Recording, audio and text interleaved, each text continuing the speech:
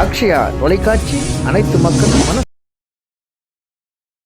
அது பரங்கியா இருக்கட்டும், பூசணியா இருக்கட்டும், பாகையா இருக்கட்டும், புடலையா இருக்கட்டும், கொத்தவரையா இருக்கட்டும், வெண்டியா இருக்கட்டும், இப்படி இன்னைக்கு எல்லா நேரமும் எல்லா விதையும் பயன்படுத்தணும் அப்படிங்கிற பருவகால மாற்றங்கள்ல போகும்போது பருவகால காலநிலைகள் சுழற்சி இயக்கத்தில் உள்ள காய்கறிகளையும் நம்ம விட்டுட்டோம்.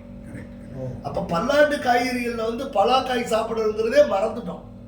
பலா சின்னமா இருந்துச்சுன்னா மூசு, அப்புறம் காய், அதுக்கப்புறம் நடுத்தர காய், அப்புறம் முத்தினக்காய், அப்புறம் பழம். பழத்தையும் சாப்பிட்டுட்டு அந்த சக்கையும் கருவாட்டு குழம்பு வச்சு சாப்பிட்டவே தமிழ. அப்ப ஒரு பலாமரம் 6 மாத காலத்துக்கு காய்கறிகளை நிவர்த்தி பண்ணுது. அப்ப இப்ப நீங்க சொல்றது மாதிரி சளிக்கு போய் இந்த மாத்திரை போட்டுக்க, வயிற்று இதுக்கு இந்த மாத்திரை போட்டுக்க, சாப்பிட்டது செரிக்கவே மாட்டேங்குது, வயிற்றுக்குள்ள உயிரிடவே இல்லை, அந்த பேச்சுக்கெல்லாம் இடம் இல்லை.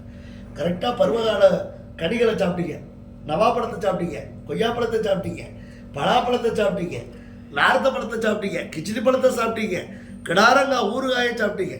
இன்னும் மழை காலத்தில் பழுக்கக்கூடிய ஒரே பழம் அதான் நார்த்தம்பழம். ஆனால் நார்த்தம்பழத்தை மழை காலத்தில் சாப்பிட்டோம்னா யாருக்குமே சளி பிடிக்காது, தொண்டைக்குள்ள கிச்சு கிச்சுனே வராது. கண்டிப்பா இன்னைக்கு யாருக்குமே நார்த்தம்பழத்தையே மறந்தே போயிட்டாங்களே. கண்டிப்பா அப்ப பருவகால காய்கறிகள், பருவகால கனிகளையும் நம்ம மக்களுக்கு சொல்லணும். அப்ப இன்னைக்கு தமிழ்நாட்டினுடைய மிகப்பெரிய கையிருப்பே இந்த விவசாயம் தான்.